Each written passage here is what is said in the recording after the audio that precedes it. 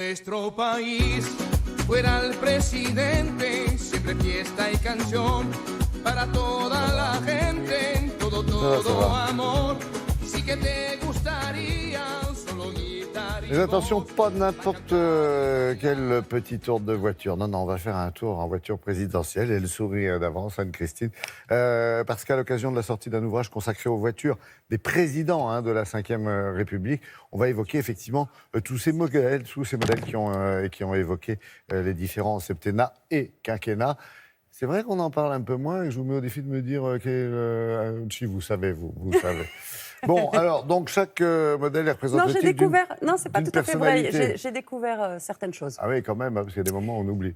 Au début de la Ve République, ce qui est intéressant, c'est de voir que les voitures étaient des voitures modifiées. Elles étaient modifiées par des carrossiers. Des protos, hein. Oui, c'était des modèles uniques, tout à fait. Elles étaient soit rallongées, soit transformées en berline. Et depuis François Mitterrand, ce n'est plus le cas. On a l'impression que ce sont des voitures de série. Ce sont les voitures de monsieur et madame tout le monde. Enfin, à une nuance près, désormais, elles sont blindées. Donc, ce n'est pas tout à fait la même voiture que celle qu'on pourrait éventuellement utiliser. Et à chaque président, il y a une ou des voitures. Et quelquefois, on associe un président à une voiture... Et on se trompe. Moi, par exemple, j'associais Jacques Chirac à la CX. Oui. C'est pas tout à fait vrai. Vous allez le voir.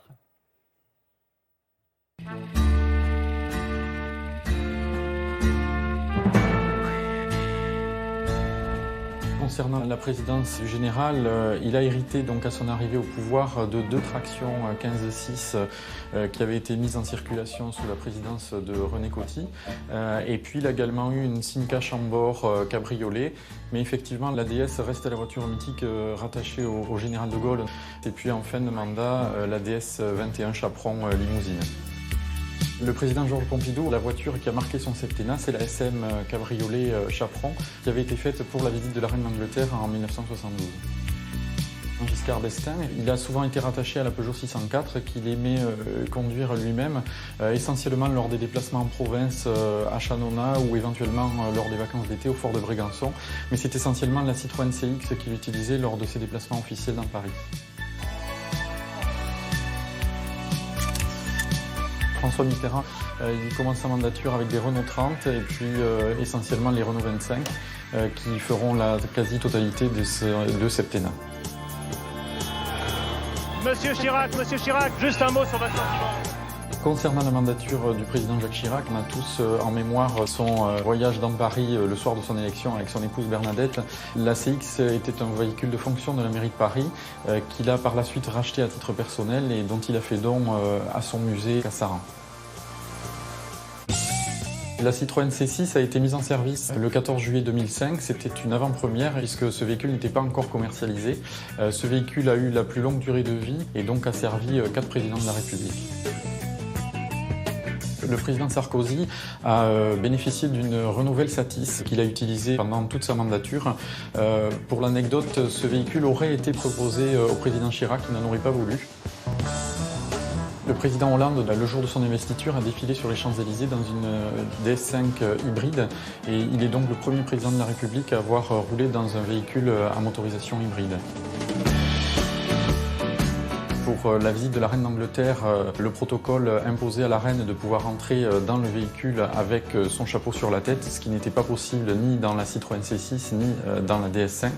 Et puisque le président Hollande n'utilisait plus la Velsatis du président Sarkozy, la présidence de la République avait demandé à Renault de leur reprêter la Velsatis pour que le protocole puisse être respecté.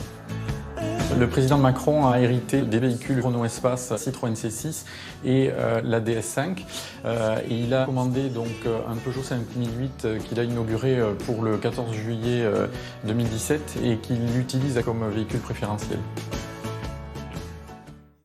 Oui, en dehors du dernier président, Anne-Christine, on peut imaginer effectivement qu'il y ait une forme de promo pour une marque ou une autre. C'est une promo parce qu'il y a une visibilité incroyable.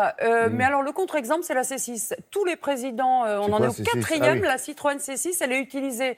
Je connais rien, excusez-moi. C'est la grande voiture longue qui est utilisée. On en est au 4e président de la République. Et on aurait pu penser que c'était une super promo et que la voiture se serait bien vendue. Eh bien, pas du tout. Ça a été un échec commercial pour Citroën. Elle a été vendue de 2005 à 2012. Il ne s'en est vendu que 23 400 unités. Alors, à titre d'exemple, la CX s'est vendue à plus d'1 million d'unité. Donc c'était peut-être une voiture qui était très bien pour les présidents parce que spacieuse et confortable, mais pas forcément pour nous, sans doute. Ah, le sujet vous plaît, ça vous inspire. Hein. Et donc, je rappelle qu'il y a un livre qui vient de sortir, c'est ça? Oui. La voiture des présidents de la Ve République, c'est un livre d'Étienne Roux, c'est ça? Exactement, Étienne Roux. EPA Édition. Merci beaucoup pour cet éclairage et pour toutes ces informations souriantes, Anne-Christine, pour ce mardi 19.